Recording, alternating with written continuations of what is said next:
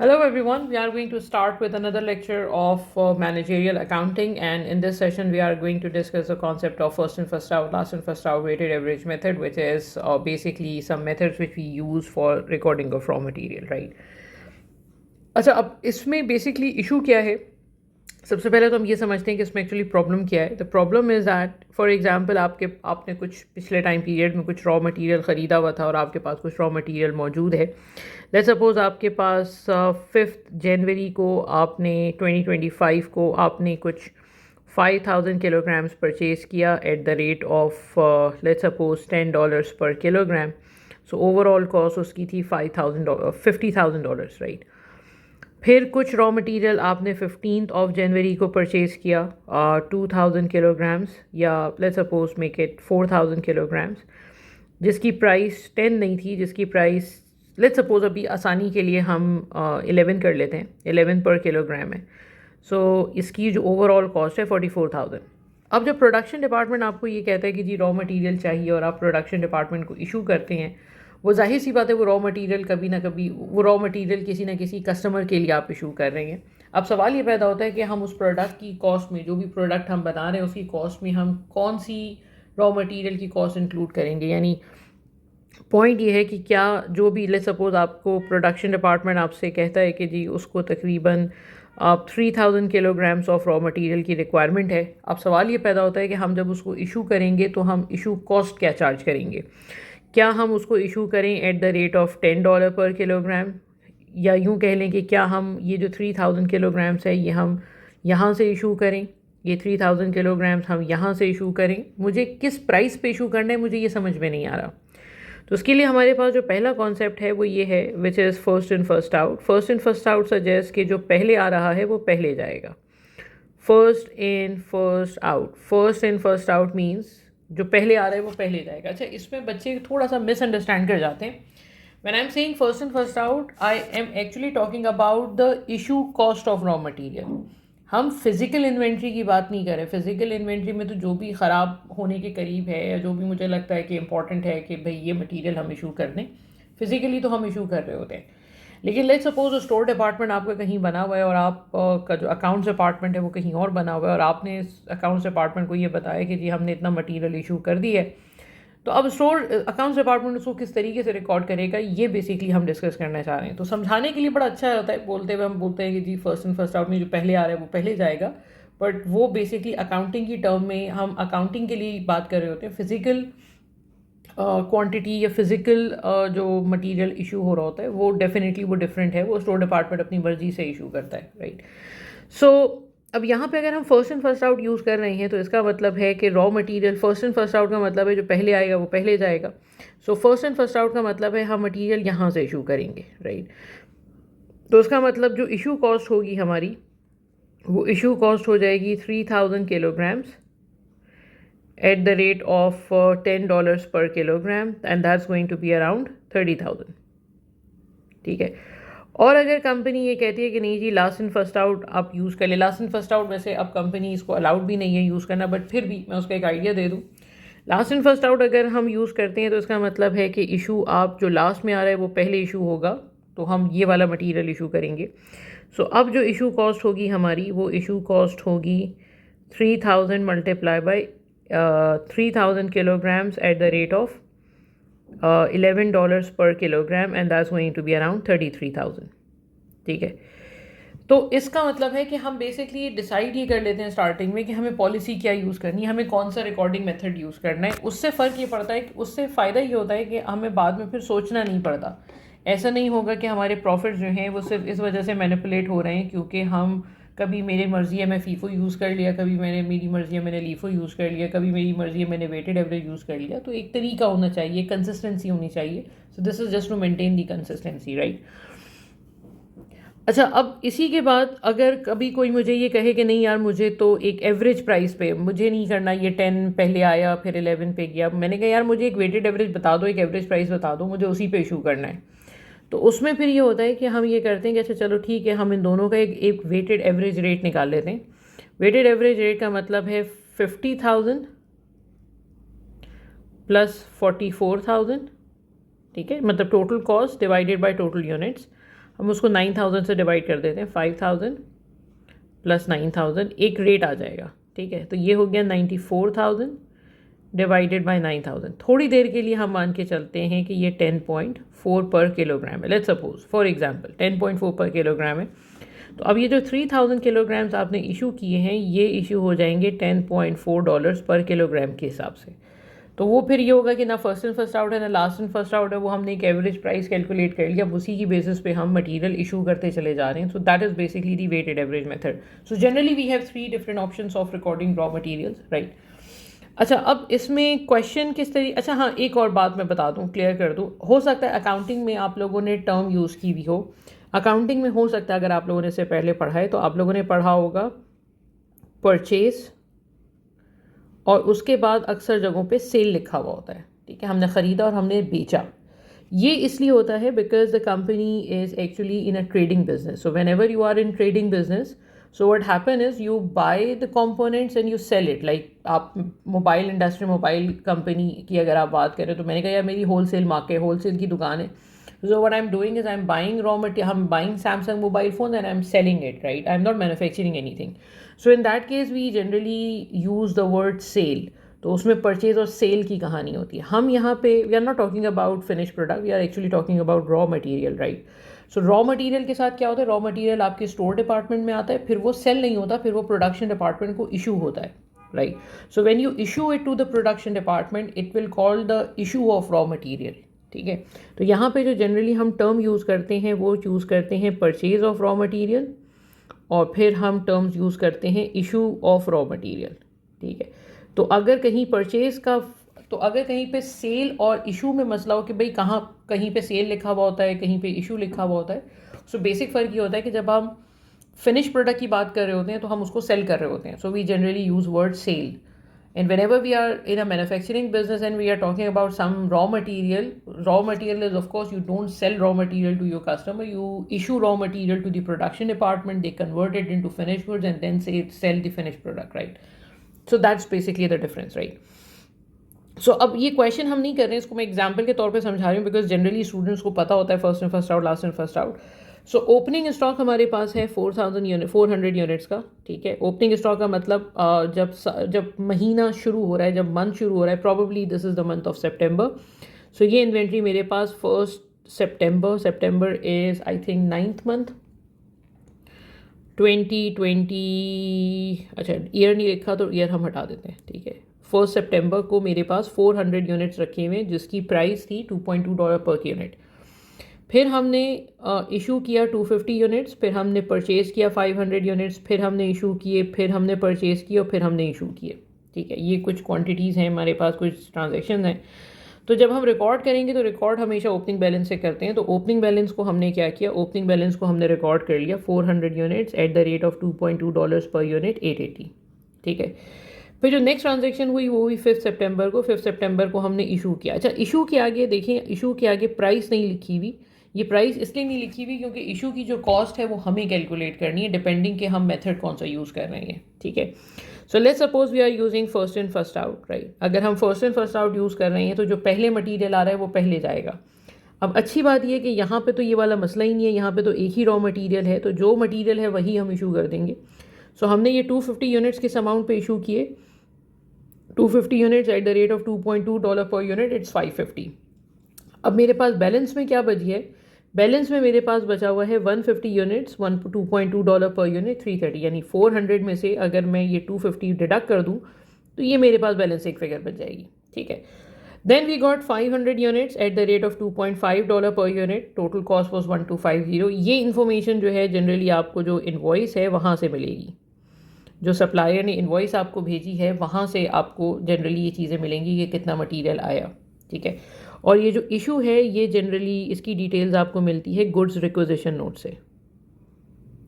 Goods requisition note जो है वो स्टोर डिपार्टमेंट आपको भिजवाता है, हम वहाँ से यूज़ करते हैं। सो गुड्स रिक्विजिशन नोट जो है वहाँ से आपको ये डिटेल मिल जाएंगी।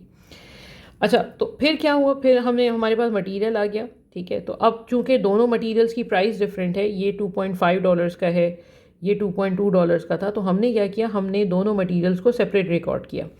सेपरेट रिकॉर्ड करने का मतलब है हमने ये कहा कि देखें भाई 150 यूनिट्स हमने 2.2 के बाई किए थे, 500 यूनिट्स हमने 2.5 के बाई किए और हमने उन दोनों को सेपरेट लिख लिया। ठीक है, ये ट्रांजैक्शन हो गई, ये ट्रांजैक्शन भी हो गई। 15 सितंबर को क्या हुआ? 15 सितंबर को आपने इशू किया। ठीक है, 15 सितंबर को आपने कितना इशू किया? 340। अब 340 अगर फर्स्ट इन फर्स्ट आउट है तो उसका मतलब जाहिर सी बात है जो पहले आ रहा है वो पहले जाएगा। तो इसका मतलब अगर फर्स्ट इन फर्स्ट आउट है तो ये दो इन्वेंट्री की डिटेल्स मेरे पास हैं, इनमें से पहले कौन सा इशू करेंगे हम? इसमें से पहले हम 150 वाला इशू करेंगे और दूसरे सेकेंड लेवल पे, सेकेंड ऑर्डर पे हम 500 का मटेरियल इशू करेंगे, बिकॉज पहले 150 वाला मटेरियल था मेरे पास।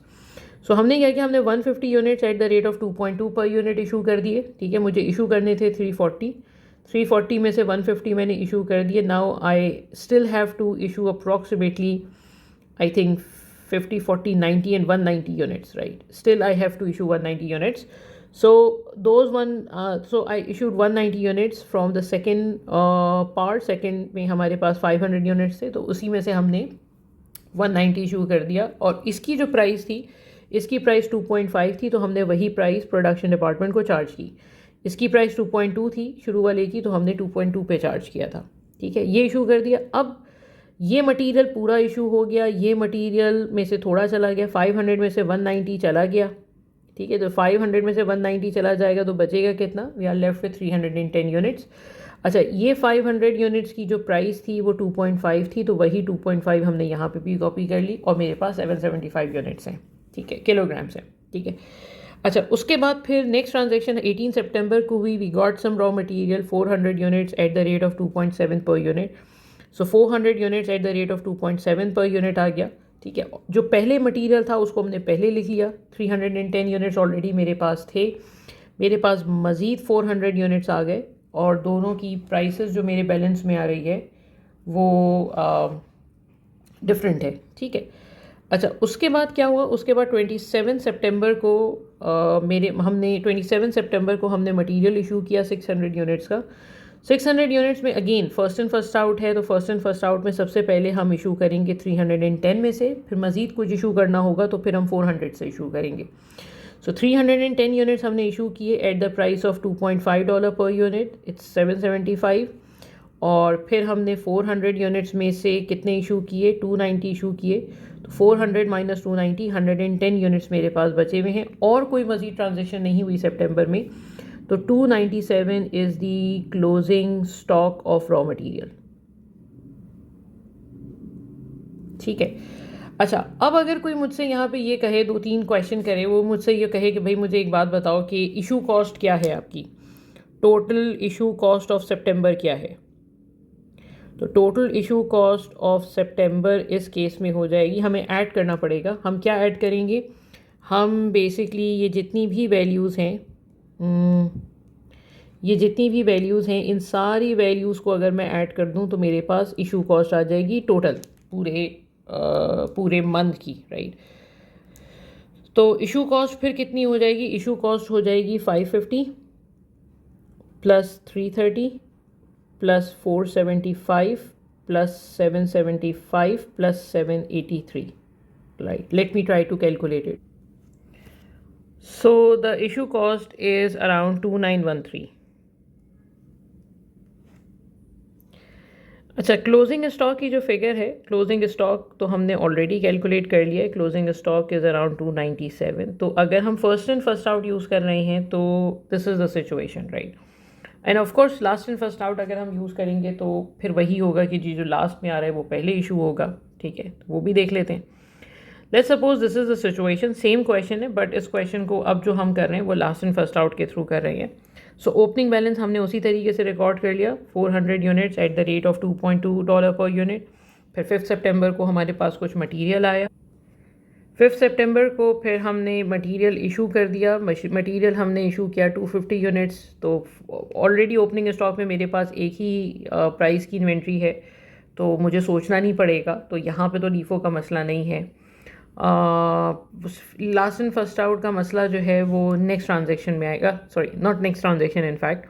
फिर हमने 500 यूनिट्स रिसीव किए। ठीक है, 500 यूनिट्स रिसीव किए, तो यहाँ तक की ट्रांजेक्शन तो वही है जो इससे पहले हमने की थी।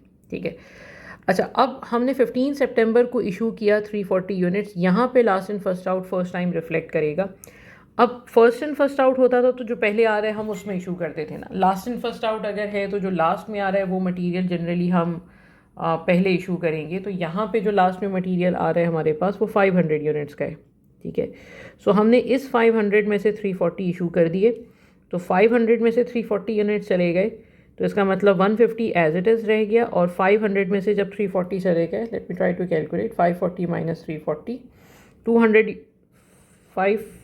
500 है ये, 500 माइनस 340, 160 यूनिट्स हमारे पास बच गए। तो ये फ़र्क है फर्स्ट इन फर्स्ट आउट और लास्ट इन फर्स्ट आउट में मेजर, राइट। अच्छा, उसके बाद फिर 18 सितंबर को दोबारा से रिसीविंग हमने की 400 units at the rate of 2.7 units dollar per unit. हमारे पास अब 3 डिफरेंट प्राइसेस की इन्वेंट्रीज आ रही हैं, कोशिश करेंगे जो पहले आ रहा है उसको हम पहले लिखें। फिर हमने 600 यूनिट्स इशू किए। 600 यूनिट्स अब जो इशू होंगे वो इस ऑर्डर में इशू होंगे, राइट। इस ऑर्डर में इशू होने का मतलब है पहले ये इशू होगा, फिर ये इशू होगा, फिर ये इशू होगा, राइट। तो सबसे पहले हमने 400 यूनिट्स, हमें कितने इशू करने, हमें 600 यूनिट्स इशू करने। सो सबसे पहले 400 यूनिट्स में 400 यूनिट्स हमने इशू किए, ये ख़त्म हो गया। फिर 160 यूनिट्स हमने इशू किए, हमें 600 यूनिट्स इशू करने थे। पहले हमने 400 यूनिट्स इशू किए, we still have to issue 200 more units. Then we issued 160 units, still we have to issue 40 more units. 40 units फिर हमने 150 में से इशू कर दिए, तो मेरे पास 150 में से 40 चले गए, तो 110 यूनिट्स बचे, लेकिन इसकी जो वैल्यूएशन है वो 242 है। सो 110 units. So what is the closing stock, या चले पहले हम इशू कॉस्ट कैलकुलेट कर लेते हैं, फिर क्लोजिंग स्टॉक कैलकुलेट कर लेंगे। तो अगर कोई मुझसे ये कहे कि भाई इशू कॉस्ट ऑफ सितंबर कितनी है, तो इशू कॉस्ट ऑफ सितंबर हो जाएगी ये, ठीक है। इसका मतलब है कि ये हो जाएगा 550 plus 850 plus 1080 plus 400 plus 88, so that's going to be around 2968, ठीक है। 2968 जो है ये इसकी इशू कॉस्ट हो जाएगी। What will be the value of closing stock, closing stock will be around 242, ठीक है। अच्छा, सो ये बेसिकली हमारे पास फिगर्स आई हैं। अच्छा, नेक्स्ट जो ट्रांजैक्शन हमारी होगी वो नेक्स्ट ट्रांजैक्शन होगी वेटेड एवरेज के ऊपर। वेटेड एवरेज का मतलब है कि अब ना तो हम ये देखेंगे कि पहले कौन सा आया, ना हम ये देखेंगे कि बाद में कौन सा आया। What we are going to do is, हर एक दफ़ा जब हमें इन्वेंट्री रिसीव होगी, जब हम नया मटेरियल ख़रीदेंगे, तो हम एक नई प्राइस कैलकुलेट करेंगे, ठीक है। सो वही क्वेश्चन है, उसी क्वेश्चन को हम वेटेड एवरेज मेथड से कर लेते हैं। सबसे पहले हमारे पास ओपनिंग बैलेंस में 400 यूनिट्स था, ये हमने इशू कर रिकॉर्ड कर लिया। फिर 250 यूनिट्स थे, उसको हमने 2.2 पे ही रिकॉर्ड कर लिया। मसला उस वक्त होता है, जैसे मैंने शुरू में भी कहा था, जब आपके पास मल्टीपल प्राइसेस के रॉ मटेरियल हैं, तो फिर हमें ये देखना होता है कि पहले क्या इशू करना है या किस प्राइस पे हमें इशू करना है प्रोडक्शन कॉस्ट को। अदरवाइज़ तो क्वांटिटी के लिहाज से तो वो मसला ही नहीं है ये, ठीक है। सो 150 यूनिट्स बचे। उसके बाद फिर 500 यूनिट्स हमने रिसीव किए, यहाँ तक की एंट्री तकरीबन सेम है। अच्छा, अब जैसे ही मैंने मटेरियल रिसीव किया, जैसे ही आप मटेरियल रिसीव करें और आप देखें कि प्राइस मुख्तलिफ है, यानी इनिशियल मटेरियल 2.2 का था, अब मटेरियल 2.5 का है, तो जब प्राइसेस चेंज हो जाती हैं तो फिर हम एक वेटेड एवरेज कैलकुलेट कर लेते हैं। वेटेड एवरेज कैलकुलेट करने का मतलब है हमने कॉस्ट को टोटल किया, total of cost is 1850, total of units are 650, और फिर हमने कॉस्ट को यूनिट से डिवाइड करके 2.43 निकाल लिया। अब जो ट्रांजेक्शन होगी इसी पे होगी। फिर हमने 15 सितंबर को जो इशू किया था वो हमने 2.43 पे ही किया। 650 में से 340 चला गया, 650 minus 340 is 310 units, so 310 units बचे एट द रेट ऑफ 2.43, 753.3। फिर उसके बाद मटेरियल आया, मटेरियल जो आया उसकी प्राइस उस प्राइस से मुख्तलिफ है जो हमारे पास ऑलरेडी स्टॉक में है। This price is different from this price. तो जब प्राइसेस मुख्तलिफ होती हैं तो फिर जनरली हम नया रेट कैलकुलेट करते हैं। नया रेट कैलकुलेट करने का तरीका वही है, हम कॉस्ट का टोटल करेंगे, ठीक है, हम क्वांटिटी का टोटल करेंगे और कॉस्ट को क्वांटिटी से डिवाइड करके एक एवरेज प्राइस निकाल लेंगे। नेक्स्ट ट्रांजैक्शन हमने उसी पे कर ली। तो अगर कोई मुझसे ये कहे कि भाई what is the issue cost in this case, तो इशू कॉस्ट तो बड़ी सिंपल सी है। Issue cost is going to be the sum of all these figures. तो ये हो जाएगा 550 plus 826 plus 1548, and that's going to be around 550 plus 826 plus 1548 2924, ठीक है। और जो क्लोजिंग स्टॉक है, that closing stock value is around 284, ठीक है। सो ये तीनों मेथड्स हैं बेसिकली जो हम रिकॉर्डिंग के लिए यूज़ करते हैं। ये आप लोगों को पता है, लेकिन फिर भी again it's important to have a quick recap, right.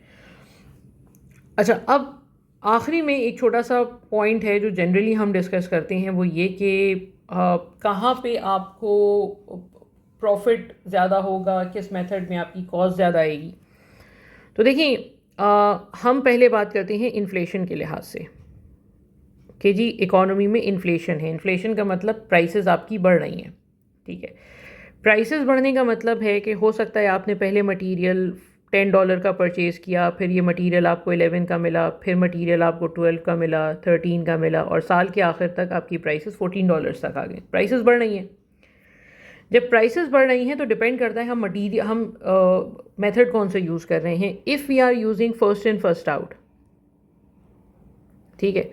First in first out means what, जो पहले आ रहा है वो पहले जाएगा। इसका मतलब आपने शुरू वाला मटेरियल इशू कर दिया होगा। अगर फर्स्ट इन फर्स्ट आउट है तो आपने ये मटेरियल इशू कर दिया होगा क्योंकि ये हमने पहले ख़रीदा था। एक एग्जांपल लेके चल रहे हैं, फिर हम उसको क्वेश्चन से भी कनेक्ट कर लेंगे। तो इसका मतलब यहाँ पे इशू कॉस्ट जो है वो कंपैरेटिवली कम होगी as compared with last in first out. या चलें इसको यूँ समझें, अगर हम first and first out use कर रहे हैं तो फर्स्ट एंड फर्स्ट आउट में शुरू के 3 मटेरियल्स हम पहले इशू करेंगे, ठीक है। What about last in first out? अगर यही काम हम लास्ट इन फर्स्ट आउट के थ्रू कर रहे हैं तो last in first out mean जो लास्ट में आ रहा है वो पहले रिसीव होगा। सो इसका मतलब है कि पहले जो आपने प्रेफर किया होगा या जो मटेरियल इशू हुआ होगा वो आखिर वाला मटेरियल पहले इशू हुआ होगा। तो अगर लास्ट इन फर्स्ट आउट है तो जो आपकी इशू कॉस्ट है वो होगी जो कि अभी की लेटेस्ट प्राइस पे डिपेंड कर रही है। फर्स्ट इन फर्स्ट आउट अगर है तो आपकी जो इशू कॉस्ट है वो होगी जो आपने पुराना मटेरियल ख़रीदा हुआ है वो उसके ऊपर बेस करी होगी, ठीक है। अच्छा, what about the closing stock? Closing stock पे क्या फ़र्क पड़ेगा? देखिए, फर्स्ट इन फर्स्ट आउट है तो ये मटेरियल तो आपने इशू कर दिया, ठीक है, ये मटेरियल तो चला गया, तो क्लोजिंग स्टॉक में क्या बचा हुआ है? ये मटेरियल बचा हुआ है। तो क्लोजिंग स्टॉक आपका कम होगा ज़्यादा होगा? क्लोजिंग स्टॉक की वैल्यूएशन ज़्यादा होगी। और अगर यही चीज़ आप लास्ट इन फर्स्ट आउट के सेंस में देखें तो लास्ट इन फर्स्ट आउट में ये मटेरियल तो हमने इशू कर दिया, बचा हुआ कौन सा? ये material. Is is expensive? No, it's relatively cheaper, right. इसकी प्राइस रिलेटिवली कम है, राइट। तो इस सिचुएशन में जो इशू कॉस्ट, जो क्लोजिंग स्टॉक है, that closing stock will be of lower value, right. इसकी प्राइस, इसकी वैल्यू कम होगी। तो होता क्या है? होता ये कि अगर इन्फ्लेशन आती है, अगर इन्फ्लेशन है तो इन्फ्लेशन के केस में let's talk about first in first out, last in first out and weighted average method, ठीक है। अगर आप इशू कॉस्ट देख रहे हैं तो issue cost first in first out में सब्जेक्ट टू द कंडीशन, अगर इन्फ्लेशन आ रहा है तो फर्स्ट एंड फर्स्ट आउट में जो इशू कॉस्ट है, चूँकि हम पुराना मटेरियल पहले इशू करेंगे तो इशू कॉस्ट कंपैरेटिवली लोएस्ट होती है, और लास्ट एंड फर्स्ट आउट में जो इशू कॉस्ट है वो हाईएस्ट होती है, ठीक है। अच्छा, and what about the closing stock? Closing stock देखें, अगर आप लो प्राइस मटेरियल इशू कर देंगे तो इन्वेंट्री में जो बचेगा मटेरियल वो होगा जो एक्सपेंसिव होगा। और फर्स्ट इन फर्स्ट आउट का मतलब ही है कि हमारे पास ये वाली इन्वेंट्री बची हुई है क्लोजिंग स्टॉक के तौर पे which is expensive of course, right. So just a second. So इसका मतलब है कि जो क्लोजिंग स्टॉक है वो हाईएस्ट होगा, उसकी वैल्यूएशन ज़्यादा होगी compared with all other methods. जब मैं कह रही हूँ ना हाईएस्ट होगी तो उसका मतलब मैं बाकी मेथड्स के मुकाबले में बात कर रहे हैं। लास्ट एंड फर्स्ट आउट में अगर हमने material, expensive material already issue कर दिया है, so we have lowest price raw material, right. तो जो क्लोजिंग इन्वेंट्री की वैल्यू है यहाँ पे वो लोएस्ट होगी, right. Now what about the profits? Profits का क्या होगा? Profits are connected with issue cost. Issue cost in the sense, देखो मटेरियल, लेट्स सपोज मैं आपको एक सिंपल सी एग्जांपल दूं। किसी भी केस में अगर आपकी कॉस्ट बढ़ती है, I mean, profit is what? Profit is selling price minus cost now. So what will be the effect of on profit if there is any increase in your cost? If your cost increases, ultimately your profit is going to decrease, right? तो first in first out में जो issue cost है वो lowest है. जब issue cost lowest है इसका मतलब मिनिमम कॉस्ट आपकी जो इशू कॉस्ट है वो कंपैरेटिवली सबसे कम है. तो जब कॉस्ट सबसे कम होगी तो प्रॉफिट सबसे ज़्यादा होगा. ठीक है. और जब इशू कॉस्ट सबसे ज़्यादा है, जब कॉस्ट आपकी ज़्यादा है तो प्रॉफिट पे क्या इफेक्ट पड़ेगा? प्रॉफिट लोएस्ट होगा. ठीक है. वेटेड एवरेज में हमने कुछ नहीं किया. वेटेड एवरेज हमेशा इन दोनों के मिडिल में होता है. मिडिल में होने का मतलब ये है कि अगर ये लोएस्ट है और ये हाईएस्ट है तो weighted average will be greater than first in first out but less than last in first out. ठीक है. ये प्रॉफिट्स हाईएस्ट हैं तो this weighted average will be less than first in first out and more than last in first out. Closing stock, what will be the situation in closing stock? Highest है अगर first in first out में, so this will be less than first in first out but greater than last in first out. ठीक है.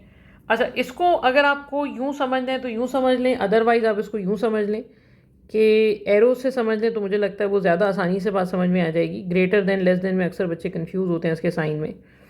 So let's suppose we have first in first out, we have weighted average method and we have last in first out, right. हम बात कर रहे हैं issue cost की, हम बात कर रहे हैं क्लोजिंग स्टॉक की and we are talking about profits, right. We are talking about 3 areas, right. So first in first out में इशू कॉस्ट लोएस्ट है और लास्ट इन फर्स्ट आउट में ये हाईएस्ट है. तो इसी से हम एक ड्रॉ करेंगे. ड्रॉ करने का मतलब मैं जनरली स्टूडेंट्स को यूँ ड्रॉ करवाती हूँ.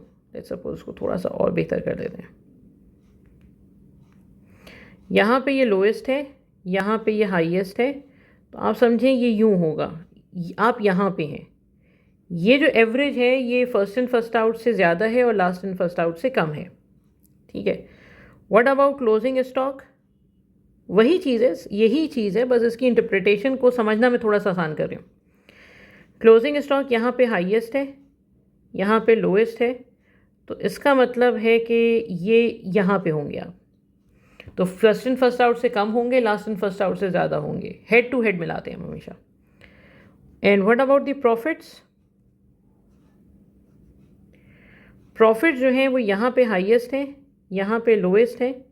हम यू मूव करेंगे तो प्रॉफिट्स आपके फर्स्ट इन फर्स्ट आउट से ज़्यादा होंगे, फर्स्ट इन फर्स्ट आउट से कम होंगे और लास्ट इन फर्स्ट आउट से ज़्यादा होंगे. So that's basically how we generally conclude के क्या सिचुएशन है, किस तरीके से प्रॉफिटेबिलिटी हम मेजर करेंगे. ठीक है.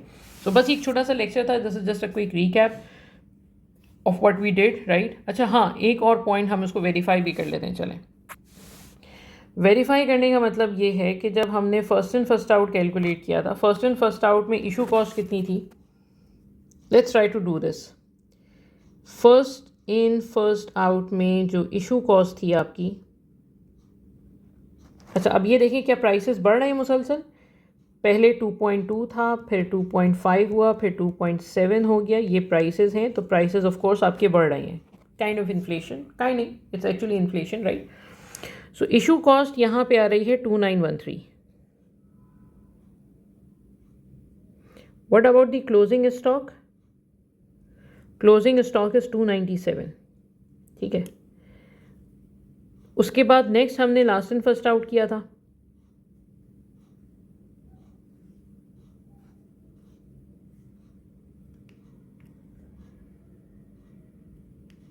Okay. Last in first out में क्या हो रहा है? लास्ट इन फर्स्ट आउट में it's 2968 242.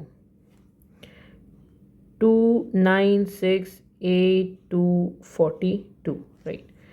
And what is the situation in weighted average figure? Weighted average में it's 2924 and 284.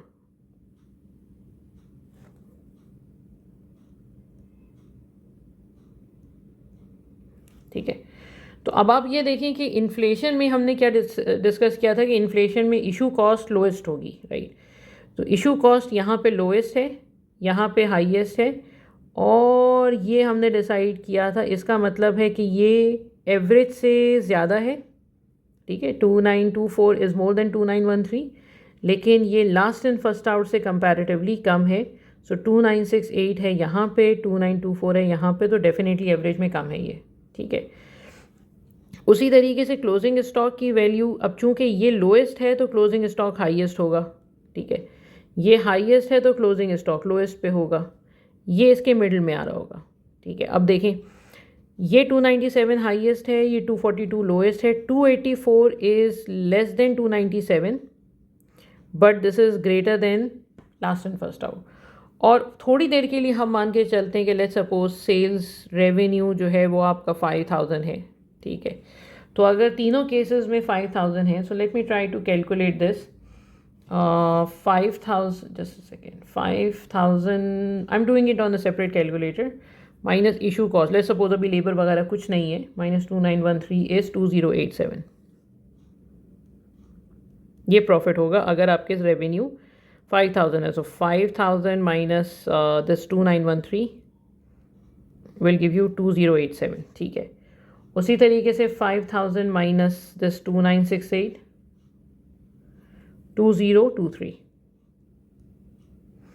and 5000 minus 2924 is 2076, ठीक है।